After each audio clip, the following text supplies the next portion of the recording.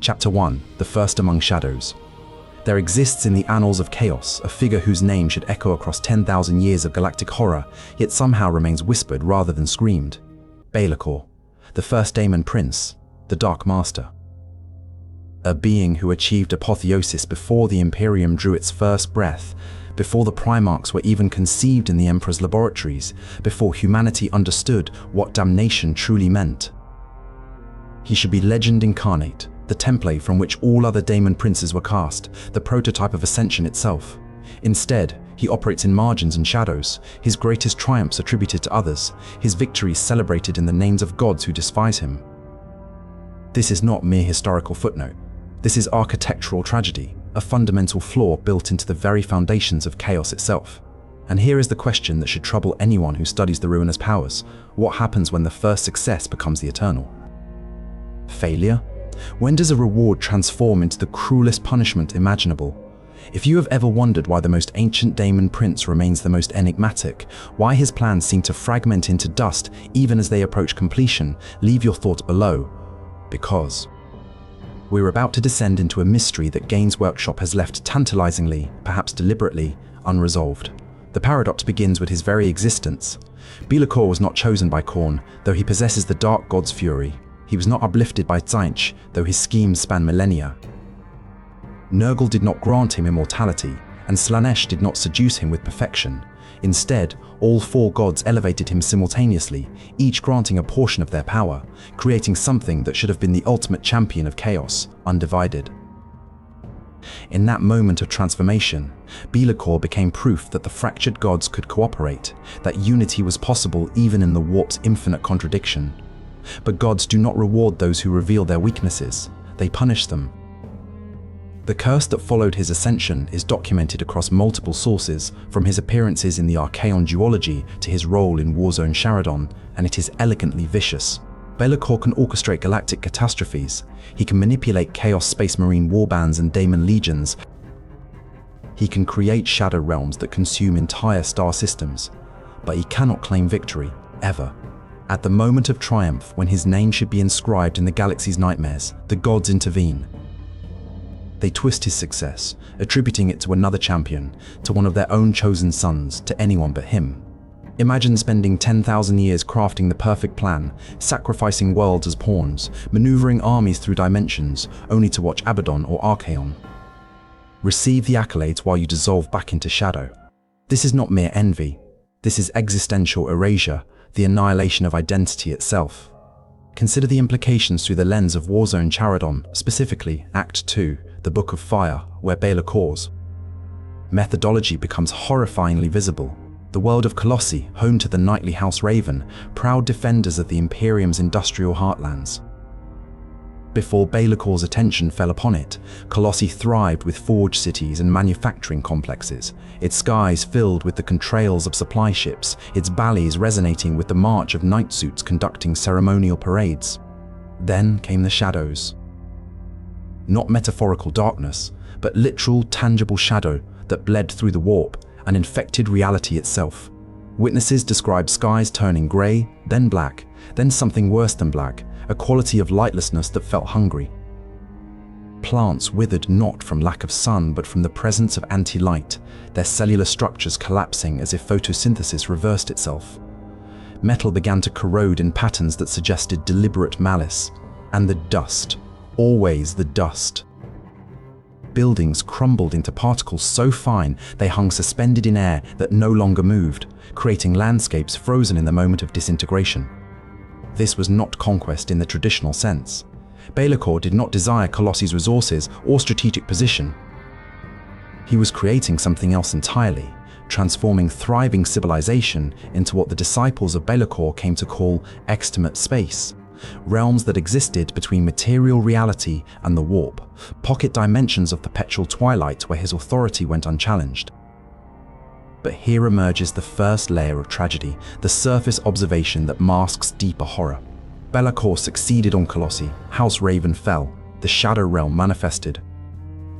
His disciples, mortal cultists, and Chaos Space Marines, who had sworn fealty to the Dark Master specifically, not to the four gods, but to him personally, established strongholds throughout the Dust Cities.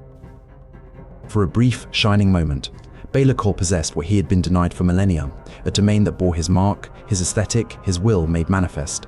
Yet the moment that triumph crystallized, the curse activated. Vashtor the Archaon, a newer, lesser daemon entity seeking to ascend to godhood himself, arrived with warbands and claimed credit for destabilizing the region. Chaos Space Marine legions operating in the Charadon sector began attributing their victories to the traditional gods rather than to Be'lakor's coordination. Imperial records, what few survived, identified the threat as generalized chaos corruption, rather than the specific work of a single architect. Even his own disciples found their memories becoming unreliable, as if the warp itself was rewriting history in real time, scrubbing Be'lakor's name from the ledger of reality. The dust cities remained, these ghost realms suspended between dimensions, but whose achievement were they? Ask any scholar of the Imperium, and they might mention Abaddon's Charadon campaigns.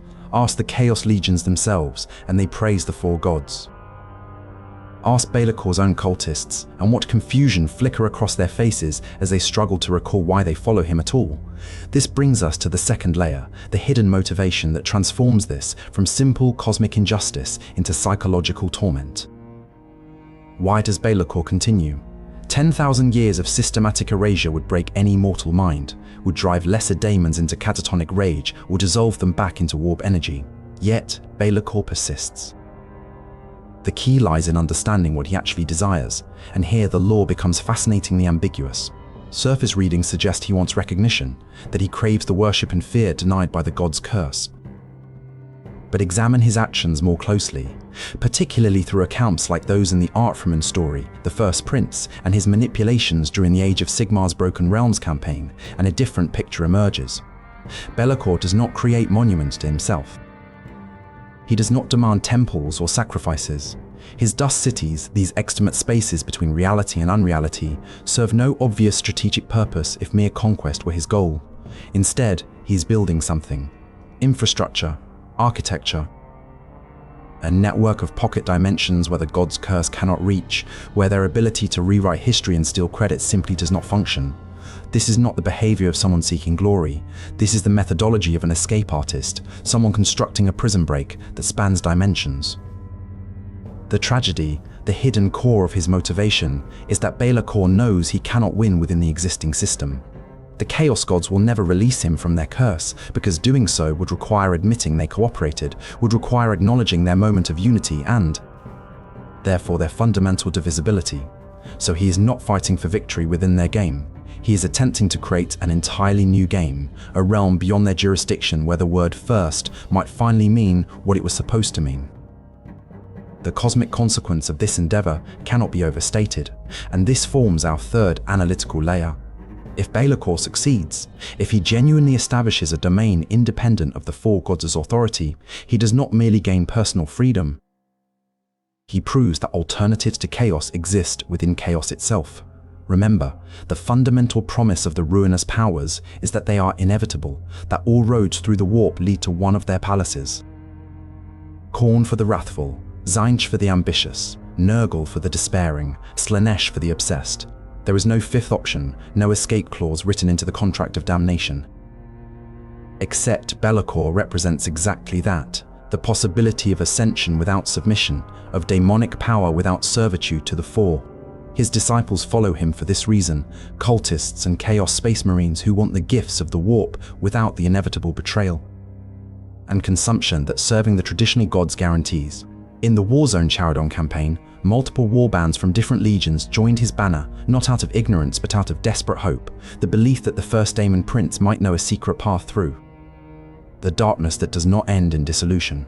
This makes Be'lakor's dust cities, these shadow realms floating in extimate space, profoundly dangerous to the entire chaos ecosystem. They are not just territory, they are ideological ammunition, proof of concept for rebellion against the gods themselves. And the gods know it. That is why they curse him so thoroughly, why they ensure his victories turn to ash and dust. Not because they hate him personally, though they certainly do, but because he threatens the very ontological structure of chaos. If one daemon can operate independently, others might follow. If the first could become free, perhaps the 10,000th could as well. The dust must remain dust. The cities must remain unfinished. The tale must remain unresolved, perpetually on the cusp of revelation but never quite arriving. Which brings us to the fourth and deepest layer, the philosophical implication that transforms Be'lakor from character into meditation on meaning itself.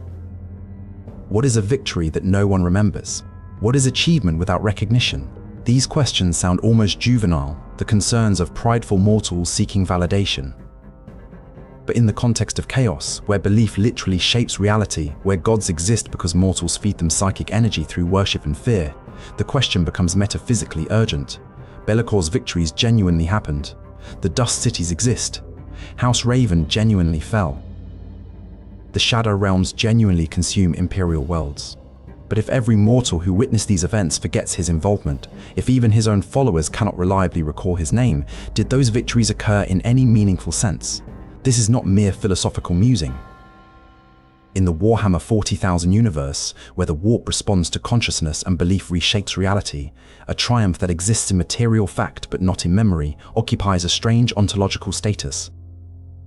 It is Schrödinger's conquest, simultaneously real and unreal, existing in a quantum state of historical ambiguity. Be'lakor has become something unprecedented in chaos lore, a daemon fighting not for souls or territory, but for the right to be remembered fighting for souls and territory. His war is not against the Imperium, though he destroys their worlds. His war is against forgetting itself, against the fundamental structure of a universe where consciousness determines existence, and he is losing. Not because his plans fail militarily, but because success within this cursed framework is definitionally impossible. The Dust Cities spread, the Shadow Realms multiply, the Extimate spaces grow in number and power, yet no one attributes this to the Dark Master. The victories pile up like sediment, like dust, forming strata of forgotten achievement that bury him deeper with each passing millennium. There is a name that keeps appearing in recent analyses of Be'lakor's activities, particularly in discussions surrounding the Arcs of Omen. Campaign series where he attacks the Rock, fortress monastery of the Dark Angels. Scholars note the precision of his timing, the way he coordinates disparate chaos forces without appearing to lead them, how battles unfold according to patterns too elegant to be coincidental yet too diffuse to attribute to any single commander. Vashtor the Archaon receives credit in Imperial and Chaos records alike, yet interrogation of captured cultists reveals confusion about who actually issued orders, memories that slide away when pressed for details about command structure. This is Be'lakor's fingerprint, the signature of someone whose strategic genius has been weaponized against his own legacy. He has become so skilled at operating through proxies and shadows that even when he works openly, observers assume they are witnessing proxy work by someone else. The curse has evolved beyond divine intervention into self-sustaining psychological warfare, where Be'lakor's competence guarantees his erasure because competent plans must have originated from recognized leaders, and Be'lakor is definitionally not recognized, therefore his. Plans must have originated elsewhere. It is circular logic made manifest, a paradox loop that tightens with each iteration. And the truly exquisite cruelty, the detail that transforms this from punishment into art, is that the curse only functions because Be'lakor continues to succeed. If he stopped orchestrating galactic catastrophes, if he retreated into irrelevance, the gods would have no victories to steal. His ambition is the fuel for his own erasure. He cannot stop planning because that would be surrender, but every plan completed is another brick in the wall of his own oblivion. Yet there remains something that does not quite fit in this tapestry of tragedy, an asymmetry in the pattern that suggests pieces missing from the puzzle. The Dust Cities themselves, these extimate spaces that Be'lakor creates with such dedication, why specifically dust? Why not shadow fortresses or warp-infused bastions? The consistency of the aesthetic is notable across every documented instance. Colossi did not simply fall to chaos corruption. It specifically transformed into suspended dust, particles frozen in their moment of disintegration. Other worlds touched by the disciples of Be'lakor report similar phenomena: cities that crumble but do not collapse, populations that dissolve but do not die, reality that fragments but maintains some terrible form of structural integrity even as dust. This is not random. Dust occupies a specific state of matter, no longer solid but not yet dispersed, caught perpetually in transition. And transition is perhaps the key word here, because Be'lakor himself exists in permanent transition. First Daemon Prince, yet eternally unable to claim that title's authority. Ascended by all gods, yet servant to none. powerful enough to threaten the galaxy, yet condemned to perpetual marginalization. His dust cities may not be conquests at all, but rather environments, ecological expressions of his own ontological status. Places where the transition from something to nothing can be frozen, studied, perhaps even reversed. If so, then the unfinished tale is not about military campaigns or territorial expansion. It is about a being attempting to understand the metaphysics of his own curse through material experimentation, transforming entire civilizations into research data for a question that has no name because the concepts involved do not exist in any mortal language. The dust cities are unfinished because the question they exist to answer may be fundamentally unanswerable, yet the attempt to answer it is the only thing preventing Be'lakor's complete dissolution into the very oblivion he fights against. What does it mean then to exist as Be'lakor exists? Not as cautionary tale or villain, but as philosophical position, as an answer to questions about meaning and memory that we did not know we were asking. Perhaps that is why his story remains unresolved in the lore, why Pandemonium, the third Bequin novel, sits unwritten, why his ultimate fate dangles just beyond the edge of revelation. Because to resolve Be'lakor's tale would require answering whether achievement without recognition constitutes achievement at all, whether identity persists when systematically erased from every record and memory, whether the fight against forgetting has value even when success is impossible by design. These are not questions that fantasy wargaming typically explores, yet here they sit, embedded in the character of a winged daemon who turns worlds to dust and receives no credit. The scholarly apparatus of Warhammer 40,000 lore has given us a figure who embodies existential dread more effectively than any horror, because the horror is not pain or death or corruption. The horror is irrelevance. The horror is mattering and simultaneously not mattering, existing in a superposition of significance and insignificance that collapses into obscurity every time observation occurs. And Be'lakor cannot escape this state because he is this state, as fundamentally as a daemon of Khorne is rage or a daemon of Tu'unch is change. He is the Daemon Prince of Forgotten Victories, and that title, that identity, is both his power and his prison. But if that is true, if Be'lakor has become ontologically locked into this role as the Forgotten First, then something else must also be true, something the Chaos Gods perhaps did not anticipate when they crafted their elegant curse. To be forgotten is to operate without expectation.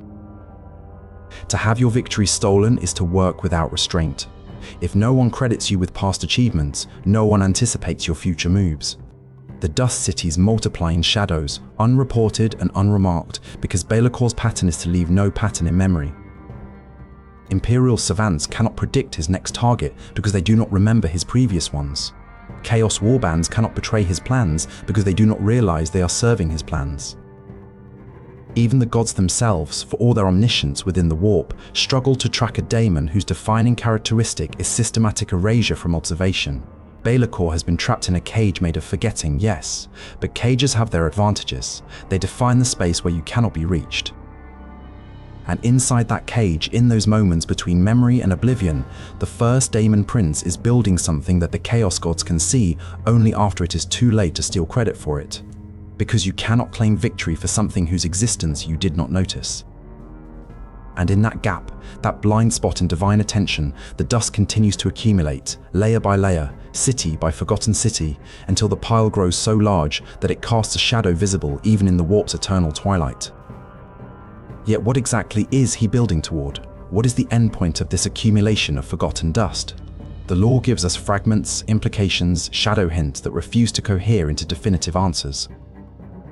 And perhaps that irresolution is the point, the reason his tale remains unfinished, because to finish it would be to diminish it, to contain it within narrative conclusion when the power of Be'lakor lies precisely in his existence as eternal question mark. But still, we must ask. Still, we must follow the dust trail deeper, because somewhere in these shadow cities, in these spaces between spaces, there is a truth about chaos that the Chaos Gods themselves would prefer remained buried. A truth about what it means to be first, and what it means to be forgotten, and whether those two states might somehow be the same thing seen from different angles of an impossible geometry. The dust swirls, the cities wait. And the Dark Master, wingless shadow that he is in memory even as his wings span star systems in reality, continues his work in the margins of existence, building toward an ending that may never come, or may have already arrived unnoticed in the space between one forgotten moment and the next. Chapter 2. The Architecture of Loyalty. If dust is Be'lakor's medium, then loyalty is his most perverse material, because how does one command followers who cannot remember why they follow? The disciples of Be'lakor, formalized during the War Zone Charadon campaigns and documented extensively in the Book of Fire, represent something unprecedented in Chaos warfare, a unified force of both mortal Chaos Space Marines and daemons from all four ruinous powers, bound not to the gods themselves but to their first and most punished creation. This should be impossible. Khorne daemons despise Slaanesh entities on principle. Tzeentch cultists view Nurgle worshippers as antithetical to their philosophy of change. Chaos Space Marine warbands fracture over doctrinal differences that originate in the Horus heresy 10,000 years past. Yet here they operate in coordinated formations, bloodletters charging alongside plague drones, Chaos Marines bearing no Legion colors fighting beside daemons wearing no God's mark. The army restrictions tell the story in negative space. No greater daemons allowed, no daemon engines, no cult troops dedicated solely to one power, and critically, you cannot field a second daemon unit of the same god until you have included one unit from each of the other three. This is chaos undivided, not as philosophy, but as enforced mathematics, unity through structural requirement rather than ideological consensus. And at the center of this impossible coalition stands Be'lakor, who must be the warlord who cannot share command with any other named character, whose rules specifically state he secretly manipulates one unit on the battlefield, controlling them through shadow rather than open authority. Think about what this mechanically represents. The game designers looked at Be'lakor's lore and said, his fundamental ability is to control something without that something knowing is being controlled. Not inspiration, not command, manipulation. Secret influence that reveals itself only when activated, when suddenly a unit finds itself unable to act as if invisible strings just pulled taut. This is leadership as existential horror. The psychological profile of a Disciples of Be'lakor cultist fascinates precisely because it should not exist. Imagine the cognitive dissonance required. You are a Chaos Space Marine, perhaps an Iron Warrior or a Black Legionnaire who has grown disillusioned with Abaddon's endless Black Crusades. You have witnessed 10 millennia of chaos infighting, seen more brothers die to political backstabbing than Imperial bolters. You crave unity, coordination, the kind of strategic clarity that the Imperium once provided before you betrayed it. Then you hear whispers of the Dark Master, the first Daemon Prince who serves no single god, who promises chaos power without chaos fragmentation. You swear your oath, you paint your armor in shadow motifs. You join a warband and suddenly you are fighting alongside daemons you would have killed on sight yesterday, operating in formations that your Legion training said were tactically optimal but politically impossible. It works, genuinely works. The combined arms coordination, the way bloodletters screen for Chaos Marines while horrors provide range support and plague bearers hold objectives, it is beautiful in its efficiency. You are winning battles, you feel purpose. And then, slowly, you realize you cannot quite remember why you follow Be'lakor specifically. You know his name, you see his winged form leading charges. But when you try to recall the speech he gave, the moment of conversion, the specific deed that earned your loyalty, your memory slides away like dust through fingers. What replaces it? A sense of rightness, a feeling that this is where you belong. Not inspiration, but inevitability, as if you were always going to end up here, and the path that led you has simply been swept clean behind you. Consider 3 specific examples drawn from recent campaigns where Be'lakor's methodology becomes visible through its effects. First, the assault on the Phalanx during the Gathering Storm, where Be'lakor personally led Iron Warriors in an attempt to capture the Imperial Fist's mobile star fortress and use it to attack Terra directly. This was strategic audacity bordering on genius. The Phalanx represents one of the Imperium's most powerful Voidborn assets, a fortress monastery that has survived since the Great Crusade. To seize it would provide both symbolic victory and material advantage, turning the Imperium's weapon against its own heart. The attack initially succeeded. Iron Warriors breached the outer defenses. Daemons manifested in the sanctified corridors. For a brief window, the plan approached fruition. Then the Imperial Fists, cornered and desperate, turned the Phalanx's own weapons inward, destroying the corrupted sections and killing most of the attacking force. The Legion of the Damned arrived as cosmic punctuation, spectral retribution for daring to defile holy ground. Catastrophic defeat. Yet Imperial records attribute the assault to standard Iron Warriors' opportunism, perhaps coordinated with Abaddon's Black Crusade activities, but showing no signs of higher strategic direction. The Iron Warriors themselves, those who survived, remember their lord's orders, but cannot recall who issued those orders to their lord. Be'lakor's name appears nowhere. The Phalanx incident becomes another data point of Chaos failure, tactically interesting but strategically meaningless, exactly the kind of bold yet doomed gesture that Chaos forces attempt constantly. Except it was not meaningless, it revealed something about Terra's defenses. It forced the Imperial fists to demonstrate they would destroy their own fortress rather than lose it, establishing parameters for future planning. It mapped the response time of the Legion of the Damned, all useful intelligence for someone playing a longer game than any single battle.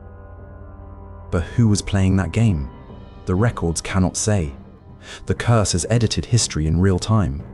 Second, consider the assault on the rock during the Arcs of Omen campaign, where Vashtor the Archifane sought fragments of an ancient artifact that could elevate him to godhood. The rock, mobile fortress monastery of the Dark Angels, contained one such fragment. Vashtor attacked, but so did Be'lakor, ambushing Vashtor specifically to prevent a potential rival from achieving divine ascension. Here we see priorities that make no sense from a standard Chaos perspective. Vashtor ascending to godhood would strengthen Chaos overall, adding a fifth power to the pantheon. Any loyal servant of the ruinous powers should facilitate this. Yet Be'lakor actively interferes, viewing another daemon's potential apotheosis as threat rather than opportunity. Why? Because he understands something fundamental. The Chaos God system is the problem, not the solution. Adding a fifth god does not fix the structure that cursed him, it reinforces it. It proves that the path to ultimate power goes through divine ascension, which legitimizes the very hierarchy that keeps Be'lakor eternally marginalized. So he fights Vashtor even though this technically aids the Imperium, even though it expends resources and reveals capabilities, because the true war is not against the Imperium. The true war is against the ontological structure of Chaos itself, the system that says daemons serve gods, and gods grant power, and the first Daemon Prince must remain forgotten despite being first. The battle on the rock ended ambiguously. Vashtor escaped with his prize. The Dark Angels repelled the assault. Be'lakor vanished back into shadow, and once again, the historical record struggles to identify his involvement, attributing the attack complexity to random Chaos infighting rather than coordinated interference from a specific actor. The disciples who fought there remember combat but not coordination. They recall objectives, but not whose objective they were pursuing. The shadow has fallen again, and with it, Be'lakor's name slides out of the ledger. Third, and perhaps most revealing, examine his relationship with Archaon the Ever-Chosen, explored extensively in the Archaon duology and Age of Sigmar campaign books. Archaon represents everything Be'lakor should have been, the undisputed champion of Chaos Undivided, feared by all, recognized by all, the name that makes entire civilizations tremble. Worse, Be'lakor was instrumental in Archaon's rise. In Warhammer fantasy lore, Be'lakor served as the Dark Kingmaker, performing the coronation ritual that anointed each new Ever-Chosen. He placed the crown on Archaon's head himself, forced by the gods to kneel before the mortal who would receive the recognition Be'lakor was denied. The scene is described in visceral detail, Be'lakor descending like a dark angel, rage and hatred filling his soul as he performs the ceremony that elevates his replacement. Imagine that moment from his perspective. He orchestrated much of Archaon's journey, manipulated events to guide this warrior toward apotheosis, worked for potentially centuries arranging the cosmic chess pieces. And at the moment of culmination, Be'lakor must kneel, must speak the words, must officially declare someone else the champion while he remains the forgotten first. This is not merely adding insult to injury, this is forcing the injury to announce its own infliction, making Be'lakor the herald of his own irrelevance. Yet he continues to work with Archaon in later campaigns, defending the 8 points against Nagash's forces, even personally slaying the Mortarch Lady Elinda. To outside observers, this looks like loyalty. But examine the details more closely. Be'lakor simultaneously works against Archaon, destroying Seraphon future-scrying devices, and then tricking the Lizardmen into killing one of Archaon's Gaunt summoners by crashing a silver tower into Shamon. He serves and betrays simultaneously, cooperating in ways that advance his own shadow agenda while appearing to support the Ever-Chosen's campaigns. He has become Starscream to Archaon's Megatron, forming his own faction with the secret goal of eventual overthrow. Except secret may be too strong a word, because the goal is so obvious that even surface analysis reveals it. Perhaps that obviousness is intentional. Perhaps Be'lakor wants Archaon to know about the eventual betrayal, wants the tension visible, because open rivalry at least acknowledges his existence in ways that the curse normally prevents. This brings us to the paradox at the heart of the Disciples' organization, the architectural flaw that simultaneously enables and destroys it. The army rules provide a clue. Disciples of Be'lakor forces do not gain the normal daimonic locus abilities or legion traits that define their faction identities. Instead, every unit receives Locus of Shadows or Disciples of Shadow, unified abilities that replace God-specific or Legion-specific traits with Be'lakor-specific characteristics. Mechanically, this manifests as bonuses to cover and concealment, the ability to operate in shadow and darkness, protection from enemy targeting. But symbolically, it represents something more profound, the erasure of previous identity in favor of a new identity that is itself. Based on erasure, on shadow, on not being seen. To join the Disciples is to trade one form of damnation for another. Chaos Space Marines give up their Legion heritage, the millennia of tradition and honor and grudges that define them. Daemons surrender their god-specific gifts, the unique nature that comes from being a manifestation of Khorne's rage or Tzeentch's ambition. What do they receive in exchange? The ability to operate in shadow, to not be targeted, to exist in that liminal space between observation and forgetting that Be'lakor himself inhabits. They do not gain power. They gain the same curse that defines their master, and they accept it willingly because the alternative, serving the traditional powers, has proven itself. A road to nowhere for 10,000 years. The tragedy is that this makes the Disciples more effective than they should be. Tournament analyses and competitive play reports note that Be'lakor's faction, when properly built, achieves tactical coordination that pure God-aligned forces cannot match. The mixed Daemon and Marine army has access to tools that should be mutually exclusive. The shadow abilities stack in ways that create blind spots in enemy targeting matrices. It works. But it works by spreading Be'lakor's curse, by converting followers into shadows of shadows, loyalty built on the foundation of systematic forgetting. Who, then, are the Disciples as individuals? What kind of consciousness chooses this path? The lore provides fragments. Chaos Space Marines who have grown tired of endless fratricidal war, who remember the unity of the Great Crusade even as they remember betraying it, who want to believe that chaos can offer something beyond the eternal cycle of gods demanding worship and then consuming their worshippers. Daemons, particularly lesser daemons, who exist in that liminal space of near awareness, conscious enough to desire agency, but not powerful enough to resist their god's will, until Be'lakor offers an alternative: serve me, and you serve no god, and perhaps in that space between. Divine authorities, you might find something approaching freedom.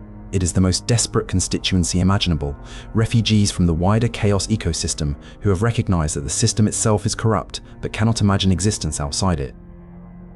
Be'lakor does not inspire them with vision of better future.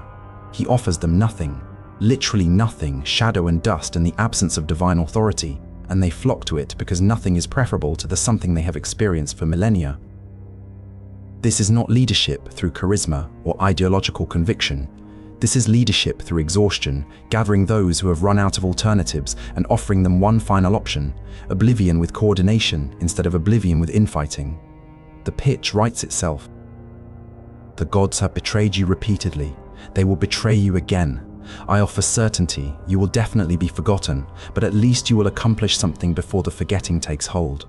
At least your erasure will serve a purpose, will build towards something larger than individual damnation. Come, join the shadows. The dust cities need more residents, and unlike the gods, I promise you nothing except that your nothing will matter. But matter to whom? Matter for what purpose? This is where the second layer of tragedy emerges, the hidden motivation beneath the surface recruitment. If Be'lakor is building towards something, if the dust cities and shadow realms and accumulated forgotten victories are infrastructure for some larger design, then the Disciples are not followers in the traditional sense. They are materials, construction resources. living components being assembled into an architecture whose final form they cannot perceive because perceiving it would require standing outside the structure, and they are being built into it, brick by brick, unit by unit, warband by warband. The game rules again provide the metaphor. You cannot include certain units in Disciples' forces, cannot bring greater daemons or daemon engines or god-specific cult troops. Why? Because those units have too much individual identity, too much power to resist assimilation into Be'lakor's design. He needs units weak enough to be shaped, flexible enough to accept the locus of shadows, desperate enough to trade their previous identity for shadow identity without asking what that trade ultimately serves. This is identity mining, extracting the essence of loyalty from beings who have been systematically betrayed by their previous loyalties, refining it down to pure obedience, through desperation, then pouring it into molds shaped like military formations but serving purposes that are not military at all. When a disciple charges into battle and cannot remember why they fight beyond the sensation that fighting feels right, feels necessary, they are not experiencing camaraderie or ideological commitment. They are experiencing the same ontological erasure that defines Be'lakor himself voluntarily, because he has convinced them that this erasure is better than the alternative, and perhaps he is right. Perhaps systematic forgetting under Be'lakor's command is genuinely preferable to being remembered as a pawn in the gods' eternal games.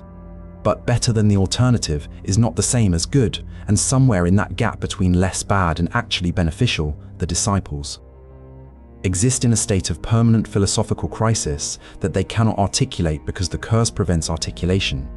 The cosmic consequence of this arrangement extends beyond individual damnation into something structurally destabilizing for chaos itself. Every disciple represents a leak in the god's power base, worship and psychic energy that should flow to Khorne or Tzeentch or Nurgle or Slaanesh, but instead gets redirected to Be'lakor's shadow infrastructure. It is not that Be'lakor feeds on this energy the way gods do. The lore suggests he cannot. He is Daemon Prince, not deity, lacking the fundamental nature required to metabolize worship into godlike power. So where does that energy go?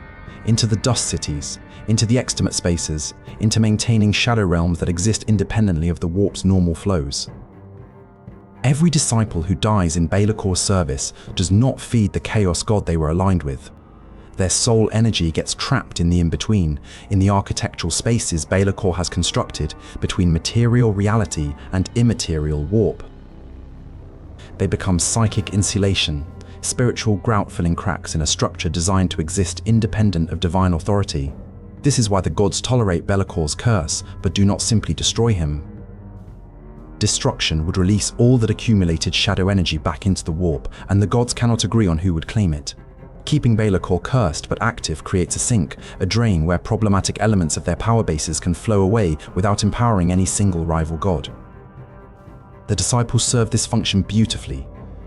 Chaos Space Marines, who might have founded their own warband and caused chaos infighting instead, follow the Dark Master into shadow and vanish from the political equation.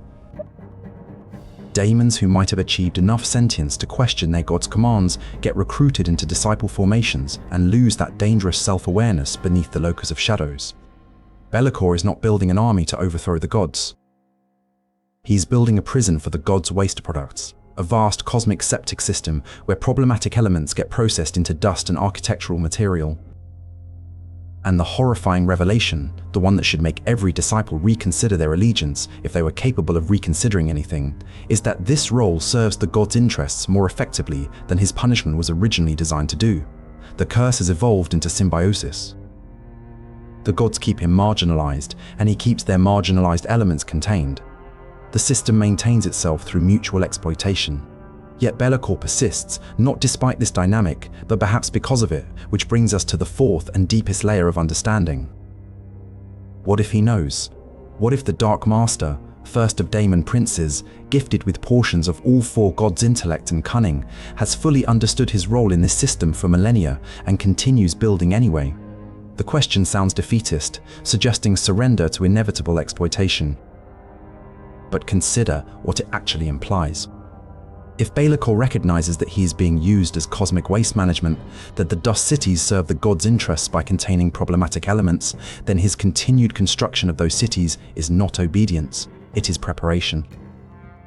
Every disciple recruited is another unit of psychic energy removed from the god's control. Every dust city manifested is another space where the god's authority simply does not function the same way. Every forgotten victory is another proof of concept for operating outside the system of recognition and worship that empowers the Chaos Pantheon. From this perspective, the disciples are not materials being exploited, they are test subjects. Experiments in consciousness existing within chaos, but not of chaos, powered by warp energy but not subject to warp authority, organized into military formations but serving non-military purposes. Each battle they fight generates data. Each unit that operates effectively under the locus of shadows demonstrates that daemons and mortals can function without divine micromanagement. Each time a mixed warband of Khorne and Slaanesh entities cooperates instead of fragmenting into civil war, it proves that the fourfold division is not inevitable, that chaos undivided is not merely theological concept, but practical methodology. The gods think they are containing a threat. Be'lakor is letting them think that while he assembles the infrastructure for something they cannot contain because they cannot perceive it as threat until the moment it manifests, and by then, the dust will have already accumulated into mountains. What would those mountains look like if they ever fully formed?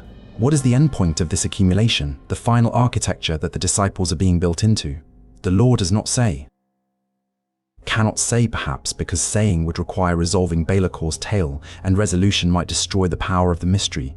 But we can extrapolate from the pieces, from the dust and shadow and forgotten loyalty, from the extimate spaces and the locus of shadows and the army that exists by erasing its components' previous existence.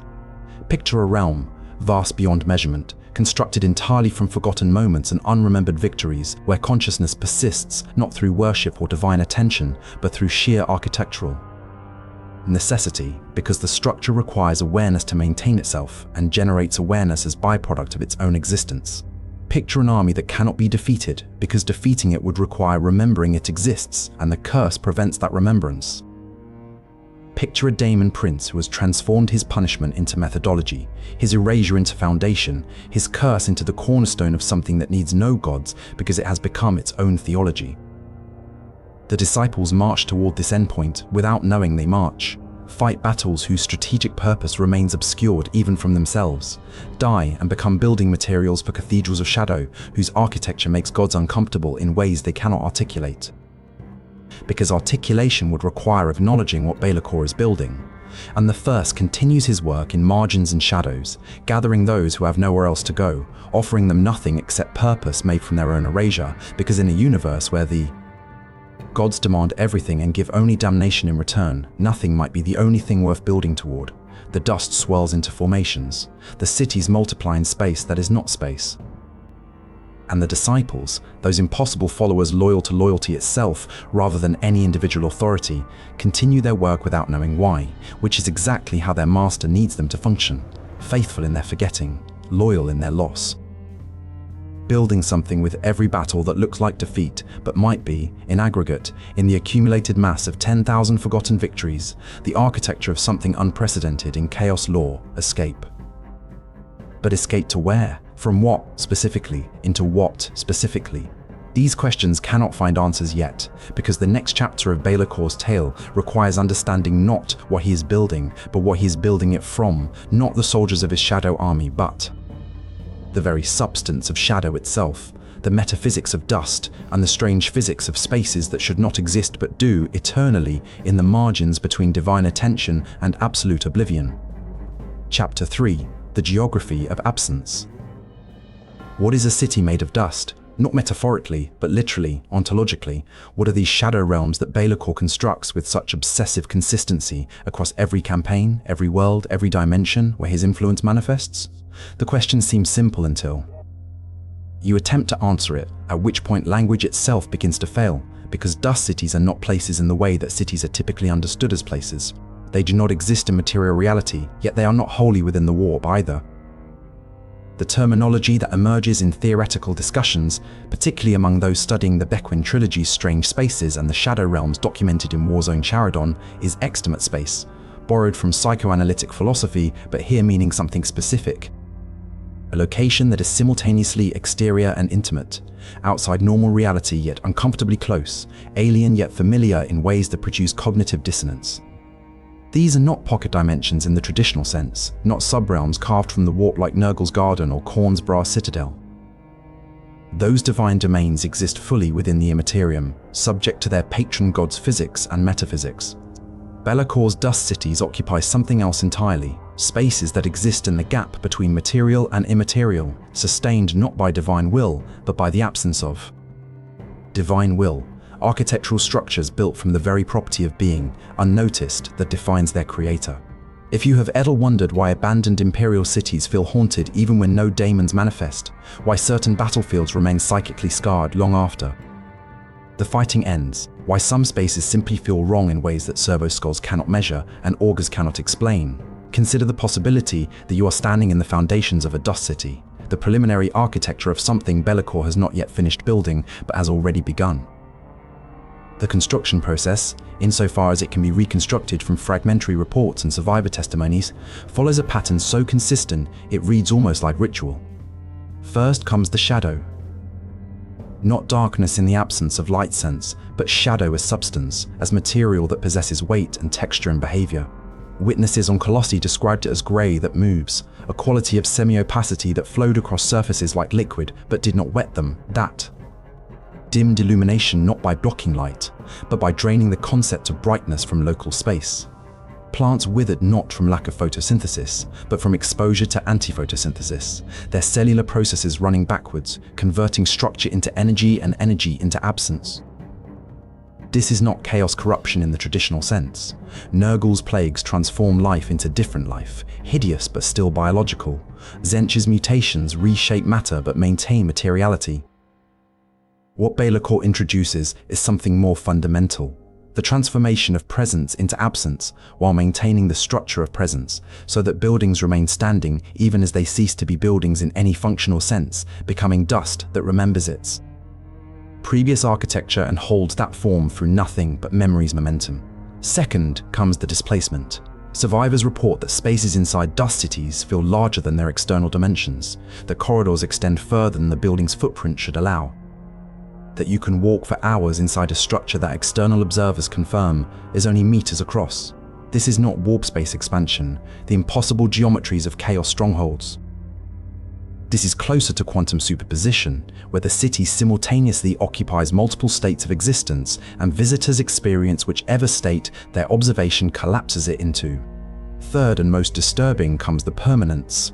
Dust cities do not fade when Be'lakor departs.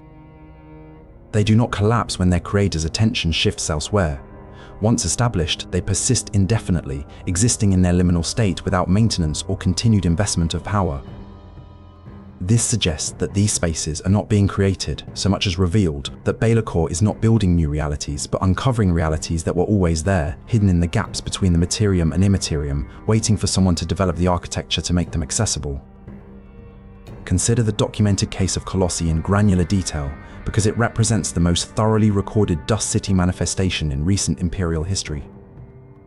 Colossi was a night world, a planet whose aristocratic houses piloted massive war machines in service to the Imperium, their society structured around honor and martial tradition stretching back to the Age of Strife.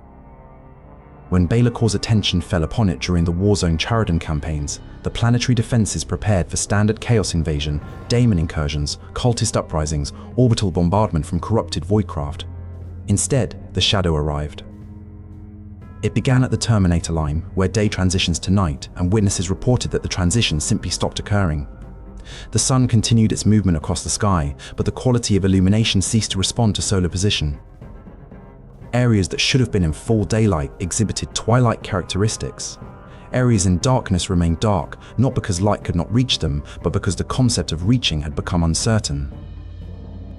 Night pilots launching sorties found their sensor arrays malfunctioning in ways that suggested the equipment worked perfectly, but reality was returning nonsensical data. Distance measurements fluctuated. What scanners reported as 1 kilometer away required 10 kilometers of travel to reach, or sometimes 100 meters. The world's geometry had become unreliable. Cities began transforming, not falling into ruin, but transitioning into dust while maintaining their form. A cathedral would stand apparently intact, but touching its walls would produce clouds of particles so fine they felt like sensation rather than substance. People walked through their homes and felt them crumbling in accelerated time, centuries of decay compressed into moments, yet the structures remained standing, dust held in architectural memory. Some residents fled, others attempted to fight. But fighting required identifying enemy, and there was no enemy to engage, only the gradual realization that Colossi was ceasing to exist in material reality without actually disappearing, transitioning into something that occupied the same coordinates but responded to different physics. The House Raven Knights, those who did not retreat, experienced something that their surviving comrades struggled to articulate even decades later. They described piloting their massive war machines through city streets that simultaneously were and were not there, firing weapons. At daemon manifestations that appeared at inconsistent distances, some battles lasting subjective hours while external chronometers registered minutes, others stretching across days that observers insist were mere seconds. What they encountered was not simply time dilation or warp space distortion. It was inconsistency as environmental hazard, reality that could not decide which state to occupy, and so occupied all of them simultaneously depending on observation angle.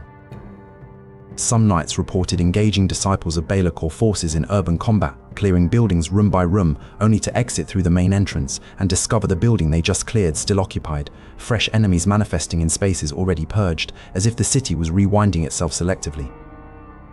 Others described finding themselves alone in dust-choked silence, wandering for subjective weeks through shadow realms where no enemies appeared, but the act of searching produced exhaustion that no amount of rest could alleviate, as if the space itself was draining their will to resist.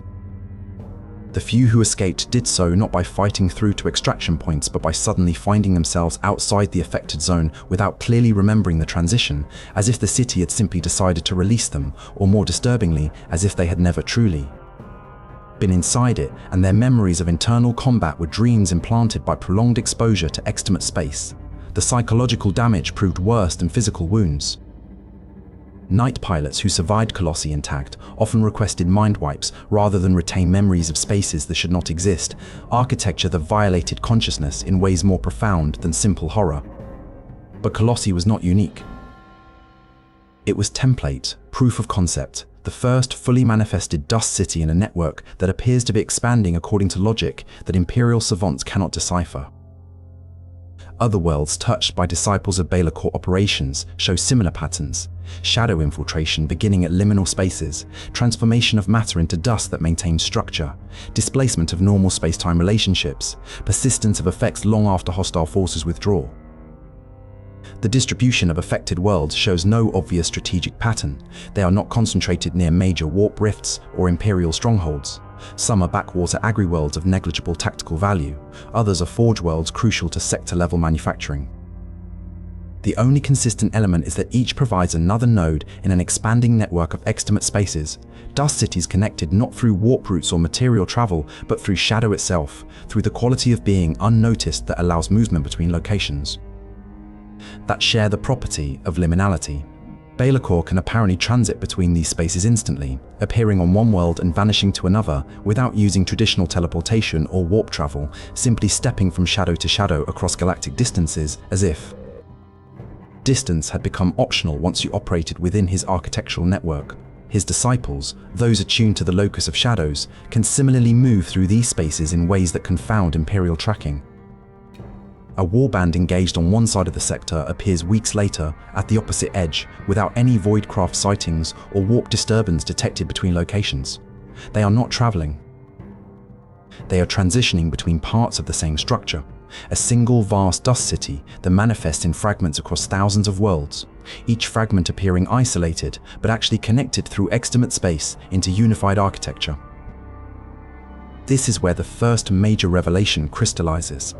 The epiphany that recontextualizes everything we understand about Be'lakor's activities. The dust cities are not military installations. They are not staging grounds for invasions or resource extraction sites or symbolic conquests. They are dimensional infrastructure, the load-bearing walls of a realm that exists independently of both materium and immaterium, sustained not by any god's power, but by its own strange physics. The metaphysics of absence and shadow and forgetting made into environmental constant. Be'lakor is not building an empire. he is constructing an escape route, a network of spaces where the Chaos God's authority simply does not function because those spaces exist in the gap between their jurisdiction. The curse that prevents his victories from being remembered, that erases his name from history and steals credit for his achievements, cannot operate in locations that exist outside the system of memory and record-keeping that the curse requires to function. If he can expand this network sufficiently, if the dust cities multiply until they reach critical mass, they might coalesce into something stable enough to serve as permanent refuge, a shadow, Imperium built from forgotten victories and unclaimed territory, where daemons and mortals exist without divine oversight, because the gods literally cannot observe what happens inside Extimate space. This is why he persists despite millennia of systematic erasure. This is why every defeat only strengthens his resolve. Because defeat within the god system is still operation within the god system, still subject to their rules and their curse. But dust exists outside all systems, in the space between order and disorder, and if you accumulate enough dust, eventually it reaches critical mass and collapses into its own gravity, forming something new from the accumulated debris of everything the gods considered worthless. The philosophical implications spiral outward from this revelation into questions that touch the very nature of existence in Warhammer 40,000's universe. What is the warp, fundamentally? The common understanding is that it is the realm of souls and emotion, where consciousness takes form and gods emerge from mortal belief. But Be'lakor's dust cities suggest an alternative topology, a space that is not material reality and not immaterial warp, but something else, a third category that both factions have been unable to acknowledge because acknowledging it would undermine their fundamental assumptions. The Imperium believes reality divides neatly into real space and warp space, with clear boundaries maintained through Gellerfields and faith. Chaos believes the warp is ultimate reality and material existence merely crude shadow. Both are threatened by the possibility that vast regions of neither nor might exist, gaps in their maps where entire alternative modes of being flourish unobserved. Be'lakor is not discovering these spaces. He is proving they were always there, hidden in plain sight, in every shadow and forgotten moment, in every space that observers look through rather than at, because attention slides away from them like water from oiled surfaces. The curse that defines his existence, the systematic erasure that should be ultimate punishment, has actually granted him exclusive access to regions of reality that others cannot perceive, because perception itself is the barrier to entry. You must be forgotten to operate in forgotten spaces. You must be systematically overlooked to manipulate that which is systematically overlooked. The gods cursed him with the key to his own escape and lacked the cognitive framework to realize their mistake, because realizing it would require acknowledging the existence of spaces beyond their authority, which would undermine their claim to omnipotence within chaos. Who else knows? Who among the Imperium or Chaos or even the mysterious forces in the deep warp has recognized what Be'lakor is constructing? The answer appears to be almost no one, which itself validates the methodology. If the dust cities were recognized as existential threat, coordinated response would manifest. The Imperium would deploy exterminatus on affected worlds, the Chaos gods would intervene directly rather than through their curse, Xenos factions would take notice. Yet Colossi's fate barely rates mention in broader strategic analyses. It is categorized as another chaos-tainted world, unfortunate but not unprecedented, to be quarantined and monitored, but not requiring immediate large-scale response. The shadow network expands in obscurity because its defining characteristic is obscurity, cities built from the property of being. Unnoticed cannot trigger alarms in systems designed to notice threats. They slip through every surveillance mechanism the Imperium deploys, because those mechanisms assume threats will announce themselves to violence or corruption or warp disturbance, and dust cities do none of these things loudly enough to register as priority. They are the gaps between priority targets, the negative space in threat assessment matrices, danger that exists definitionally outside the categories used to identify danger. And Be'lakor has been cultivating this quality for 10,000 years, refining the ability to operate in margins and gaps until marginality became his primary weapon. Obscurity transformed from punishment into tactical advantage so profound that no one realizes they are being outmaneuvered, because the maneuvering occurs in dimensions they do not acknowledge exist. Yet for all this architectural brilliance, for all the terrible beauty of spaces that should not exist but do, one question remains unanswered, hanging like dust in still air, and it is Question that transforms this from impressive cosmic engineering into tragedy of the highest order. What happens when the network reaches completion? When the dust cities coalesce into unified realm? When the shadow infrastructure finishes construction and Be'lakor finally has his escape route fully established, his refuge from the god's authority made permanent and inviolable? What does he do then? Because exile, even voluntary exile into spaces of one's own creation, is still exile. Freedom from the god's curse is still freedom defined by the curse, liberation that exists only in opposition to the chains it escapes. The dust cities are magnificent in their way, testament to vision and patience and ruthless methodology sustained across epochs. But they are also empty, silent, composed entirely of absence and shadow, and the memory of structures that no longer exist in any vital sense. To rule over forgotten spaces is to rule over nothing. To be free in extimate zones is to be free in locations that by definition cannot sustain the kind of recognition and legacy and historical presence that motivated the escape attempt in the first place. Be'lakor is building toward a victory that looks suspiciously like the most refined version of his curse imaginable, eternal existence in spaces specifically designed to prevent anyone from remembering that existence, freedom that functions identically to imprisonment because both result in the same isolation, the same erasure, the same systematic removal from the narrative of galactic history. He is not escaping his curse, he is perfecting it, giving it architectural permanence.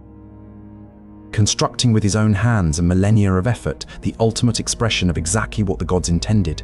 Be'lakor, forever first, forever powerful, forever utterly irrelevant, because relevance requires observation, and these spaces exist specifically to prevent observation. Perhaps he knows this. Perhaps the Dark Master, brilliant and ancient and cursed beyond mortal comprehension, has long since understood that his escape route is simultaneously his tomb, and he builds it anyway because building is all that remains, because the alternative to perfect isolation is imperfect isolation that also includes humiliation, and at least in the dust cities he will be alone with dignity rather than alone while watching others receive credit for his achievements. Or perhaps he does not know, cannot know, because recognizing the futility would require stepping outside his own obsession, and observation of one's own obsession destroys the obsession, leaving only void.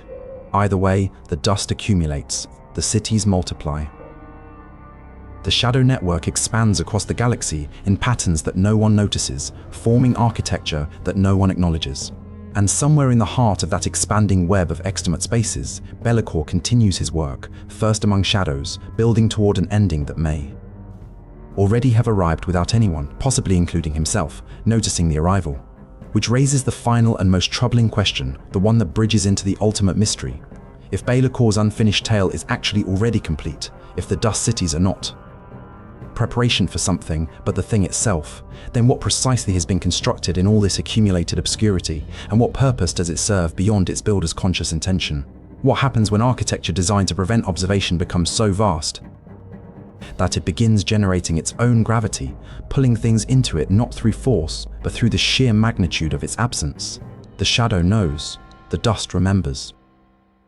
But will we recognize the answer when it arrives? Or will it arrive in exactly the way everything Be'lakor creates arrives, silently, in margins, credited to someone else or to no one at all, history rewriting itself around an absence so complete it becomes indistinguishable from never having existed in the first place? Chapter 4, The Theology of Shadow. There is a question that haunts the margins of chaos theology, unasked because asking it undermines the foundational assumptions upon which the entire warp ecosystem operates. Can a daemon become a god? Not metaphorically, not through accumulation of power or expansion of influence, but fundamentally, ontologically, can a being created by gods transcend its creators and achieve genuine divinity? The chaos gods say no. Their answer is written into the structure of reality itself, encoded in the hierarchies that place greater daemons below gods, daemon princes below greater daemons, lesser daemons below daemon princes, in descending order of power and autonomy. This is not arbitrary social structure. This is metaphysics made manifest, the belief that divinity is qualitatively different from power, that gods create but are not created, that the direction of causality flows one way and cannot be reversed. Yet Be'lakor's entire existence contradicts this theology, and perhaps that contradiction is not flaw in his nature, but feature, not punishment inflicted by gods, but potential. They fear, because if the first Daemon Prince could become a god, then the entire pyramid collapses.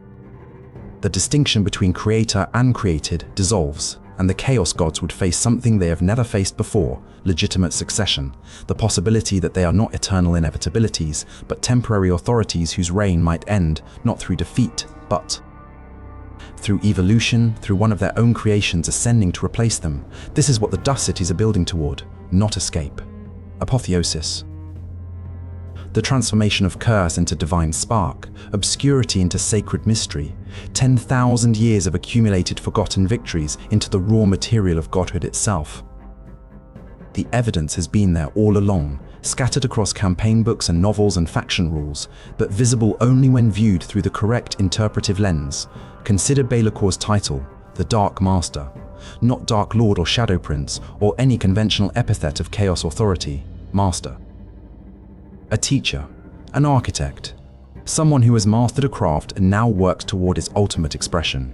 Consider his unique status among Daemon Princes. He cannot die permanently. Other Daemon Princes, if slain in material reality, must regenerate in the warp over centuries, diminished by the experience.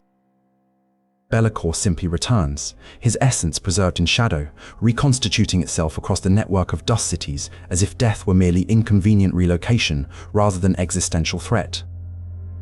Consider the specific nature of his attempted ascension in the Warhammer Total War narrative, where he captures Ursun, the Kislevite bear god, and attempts to drain his divine essence using the Forge of Souls to transform himself into a Chaos God of Shadows, a fifth power that would challenge the existing pantheon. This was not random opportunism. This was methodology refined across millennia, the culmination of research conducted in dust cities and extimate spaces where normal warp physics do not apply, where experiments in divine mechanics could occur without the fore-noticing, because the experiments occurred in locations specifically designed to escape their observation. The attempt failed in the sense that Ursun survived and Be'lakor did not achieve full godhood. But failure in chaos often means did not succeed completely rather than learned nothing useful, and the fact that Be'lakor came close enough to threaten the pantheon that they had to intervene directly suggests he has identified a genuine path to apotheosis, a methodology that works in principle, even if the first execution fell short of completion. What would a Chaos God of Shadows actually be? What domain would such an entity govern? The question sounds simple until you attempt to answer it, at which point the theological implications become staggering. The four traditional Chaos Gods embody fundamental aspects of consciousness and existence: rage, ambition, despair, obsession. They emerge from the psychic emanations of mortal beings experiencing these emotional states across billions of years and countless trillions of souls. They are not beings who chose these domains. They are these domains personified, emotion made divine, thought given form and will. For Be'lakor to become a god of shadows, he would need to embody something similarly fundamental, some aspect of existence that generates psychic resonance across the galaxy, that mortals experience constantly and intensely enough to sustain divine consciousness. And here the terrible beauty of his design reveals itself: forgetting, obscurity, the gap between memory and oblivion. Every mortal who experiences a moment they cannot quite recall, every historian who finds records mysteriously incomplete, every soldier who survives battle but cannot articulate what transpired, every person who walks into a room and forgets why they entered, they are feeding psychic energy into the domain that Be'lakor has been cultivating for 10 millennia. The curse that erases his victories from history is not stealing his worship. It is generating worship in a form the other gods cannot metabolize, cannot claim, because it is worship of the act of forgetting itself, reverence paid to the gaps in knowledge, and the comfort of not knowing, and the relief that comes from letting memory slide away. Every time the Chaos Gods erase Be'lakor's name from an event, they reinforce the psychic pattern that says some things are meant to be forgotten, that obscurity has power, that shadow is not merely absence of light, but presence of something else, something that feeds on the very act of erasure. He has weaponized his curse, transformed punishment into harvest mechanism, and the gods cannot stop him without acknowledging what they are doing, which would require admitting the curse exists, which would require explaining why they cursed him, which would require confessing their moment of cooperation, which would undermine their claims to eternal division and inevitable conflict. The disciples make sense now in ways they did not before. They are not merely soldiers or cultists. They are congregation, the first worshippers of a god who does not yet exist, but whose existence they are manifesting through faith. Every time a disciple operates under the locus of shadows, moving through cover and concealment, fighting battles where their presence goes. Unrecorded and their victories unclaimed, they are performing acts of worship for a theology of obscurity. They are tithing their identity to a divine concept, sacrificing their personal legacy in exchange for contributing to collective apotheosis. This is why the army can mix daemons of all four gods. Not because Be'lakor has achieved political unity among fractious factions, but because those daemons are no longer truly daemons of their original gods. They have transitioned. They have become shadow daemons, entities that feed on forgetting rather than traditional emotions, and while they maintain their previous forms as bloodletters or plague-bearers or horrors, their fundamental nature has shifted to align with the emerging fifth power. The game rules encode this metaphysical truth. Disciples' units lose their god-specific abilities and gain shadow-based traits instead. Mechanically, this represents loss of specialization in exchange for unified coordination. Theologically, it represents conversion, the slow transformation of chaos entities from servants of the four into pioneers of the fifth, the nascent god of everything. The four gods refuse to acknowledge exists. And the gods allow this because stopping it would require direct intervention in spaces that exist specifically to avoid their direct observation, would require them to operate in extimate zones where their power functions unreliably, would require acknowledging that large portions of the galaxy have become saturated with worship energy they cannot access because it is worship of the state of being, inaccessible. But here the second and deeper layer of tragedy emerges, because apotheosis is not victory. Becoming a god does not grant freedom. It eliminates freedom by transforming individual consciousness into archetypal representation, personality into principle, identity into inevitability. Khorne cannot choose to be gentle, Nurgle cannot embrace change, Tzeentch cannot accept permanence, Slaanesh cannot moderate excess. They are their domains, utterly and completely, individual will subsumed into cosmic function. If Be'lakor succeeds in his ascension, if the accumulated worship of forgetting reaches critical mass and transforms him from Daemon Prince into Chaos God of Shadows, he will not become powerful, Be'lakor. He will become shadow itself, the anthropomorphic principle of obscurity and erasure, capable of manifesting anywhere mortals experience, forgetting but incapable of choosing not to be that experience, his personality dissolved into pure symbolic function. He will gain omnipresence within his domain. He will lose the ability to care that he has gained it. The curse will have achieved its ultimate form, not erasing Be'lakor from history, but erasing Be'lakor from himself, transforming him into living embodiment of the erasure he has spent 10,000 years fighting. And the exquisite cruelty, the detail that elevates this from tragedy to cosmic horror, is that he must know. A being who has orchestrated galactic manipulation for millennia, who understands warp metaphysics well enough to construct extimate spaces and shadow networks, cannot be ignorant of what godhood actually entails, which means he is choosing this fate, voluntarily, pursuing apotheosis not despite the knowledge that it will erase his individuality, but because erasure of his individuality at least grants him the consolation that he will be erased on his own terms, as himself, made divine rather than himself. Made irrelevant, transformation he authors rather than punishment he endures. Consider the implications through one final concrete example, the most recent and perhaps most revealing of Be'lakor's operations, his interference in Vashtor's attempt to achieve godhood during the Arcs of Omen campaign. Vashtor, a soul grinder who achieved quasi-divine status through accumulation of power and worship from tech heretics and forge-corrupted cultists, sought to complete his ascension by gathering fragments of an ancient artifact that could bridge material and immaterial. He attacked the rock to claim one such fragment. Be'lakor ambushed him specifically to prevent this ascension. Standard analysis interprets this as rivalry, one Daemon Prince blocking another's advancement out of jealousy or strategic calculation. But examine the action more closely. Be'lakor does not kill Vashtor or destroy the artifact. He interferes, complicates, creates obstacles, but allows Vashtor to escape with his prize. What he actually accomplishes is demonstration.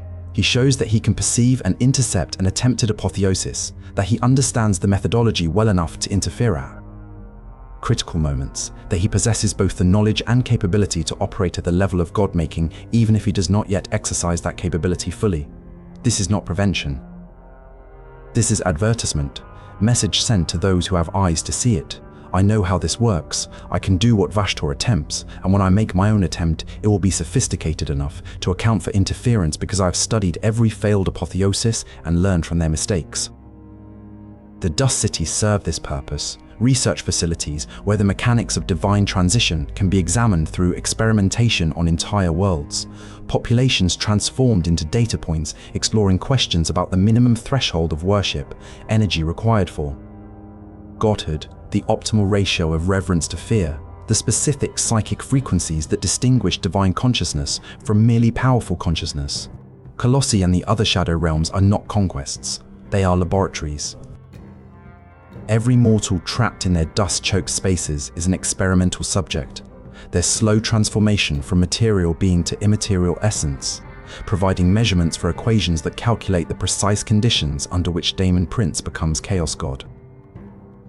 Yet something in this calculus remains unstable, some variable that refuses to resolve into clean mathematical certainty. The unfinished nature of Be'lakor's tale is not merely narrative device employed by Gaines' workshop to maintain mystery. It is ontological truth, reflection of the fact that his project cannot be completed within the existing framework because completion would require resolving paradoxes that are definitionally unresolvable.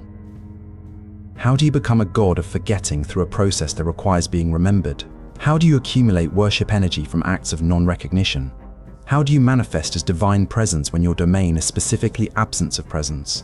The traditional gods avoid this problem because their domains are positive qualities. Rage exists, ambition exists, despair exists, obsession exists, and mortals experiencing these states generate psychic energy that gods metabolize into power. But forgetting is negative quality, the absence of memory rather than presence of something. You cannot accumulate absence the way you accumulate presence. Or rather, you can, but the accumulation follows different physics, operates according to inverse laws where gaining power feels identical to losing power because both manifest as increased obscurity. Be'lakor has been accumulating worship of forgetting for 10 millennia, gathering psychic energy from every erased moment and forgotten victory, building toward apotheosis through methodology that is theoretically sound. But at the moment of transition, at the instant when accumulated shadow crystallizes into divine shadow, what actually happens? Does he achieve consciousness as a god? Or does he achieve unconsciousness as principle? Is there a difference between being the god of shadows and being shadow that dreams itself divine? These questions do not have answers. They have implications that spiral into recursive paradox, each attempted resolution generating new contradictions, because Be'lakor has chosen to pursue apotheosis through the one domain that intrinsically resists the kind of coherent identity that godhood requires.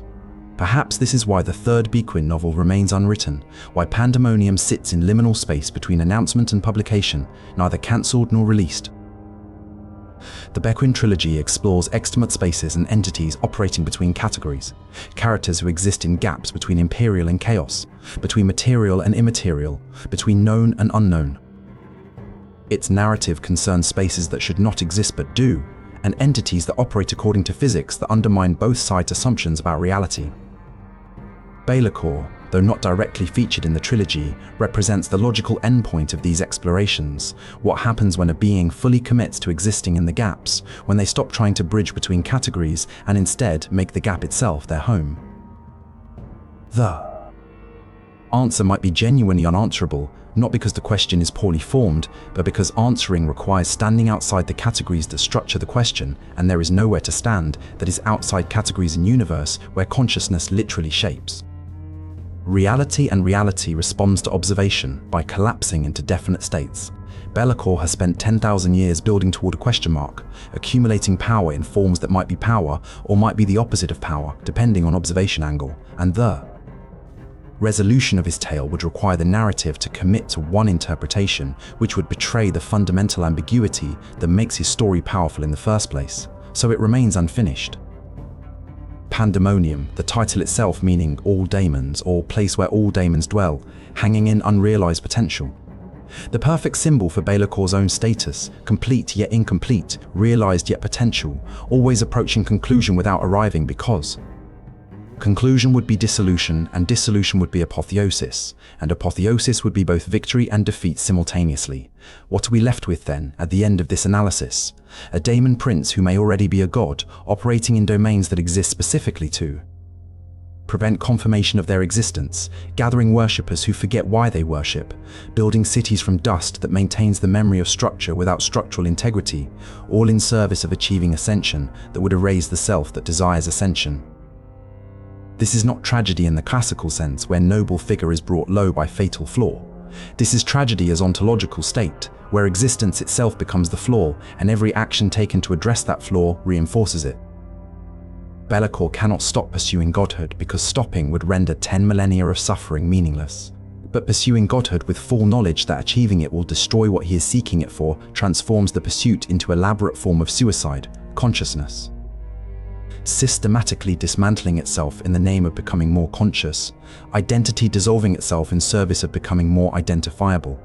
And the Chaos Gods watch, satisfied that their curse continues to function, unaware that the curse's function is precisely what enables the threat, that every time they erase his name they contribute to the domain of erasure, that their punishment has become his harvest mechanism, that they are building his godhood with every attempt to prevent it. The symmetry is perfect, the horror is complete. And the question that remains, the massive philosophical inquiry that this entire analysis has been building toward, is not whether Be'lakor will succeed.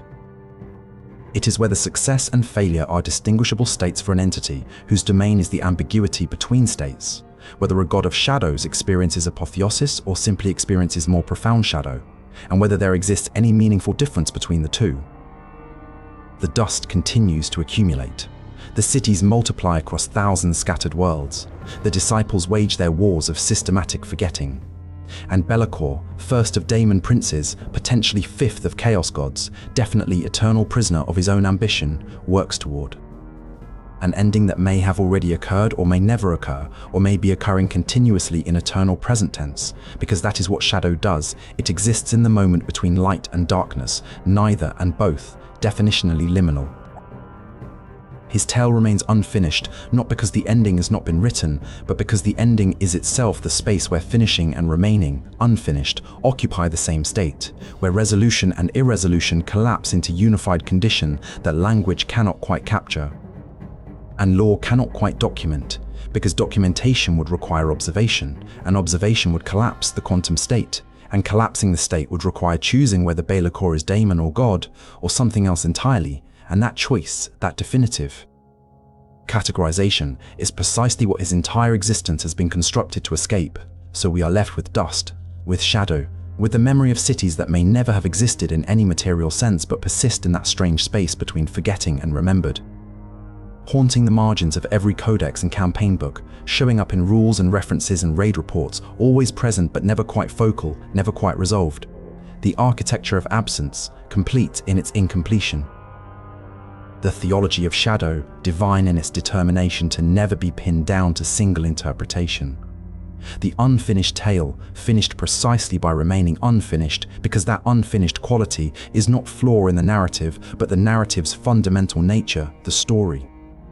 That Be'lakor has been telling through 10,000 years of forgotten victories and erased accomplishments and dust cities that exist nowhere and everywhere simultaneously. And perhaps that is the only answer that makes sense for a being who has transformed curse into craft and erasure into essence. Not victory or defeat, not success or failure, not even the question mark at the end of inquiry.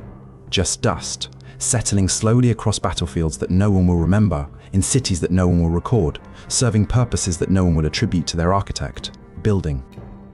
Towards something that may already exist in forms that observation cannot detect, because detection would require remembering, and remembering is precisely what Be'lakor's entire existence has been designed, by curse and by choice, by punishment and by will, to systematically prevent.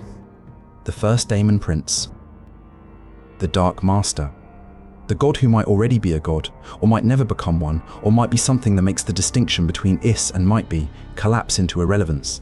His tale remains unfinished. And in that unfinished space, in that gap between resolution and irresolution, he has found something that might be freedom or might be the most refined imprisonment imaginable, and we, observing from outside, cannot determine which, because the distinction requires standing. Somewhere that does not exist, in the space outside shadow where light reveals truth. But there is no space outside shadow. There is only more shadow, accumulating like dust, building toward answers that are themselves questions, questions that are themselves the only answers. Possible for entities who have made liminality their home and ambiguity their architecture, the dust settles, the shadow deepens, and Be'lakor continues his work, forever first, forever forgotten, forever building toward the ending that is simultaneously his triumph and his tomb. And we are left wondering, what happens when an entire galaxy of forgotten moments reaches critical mass?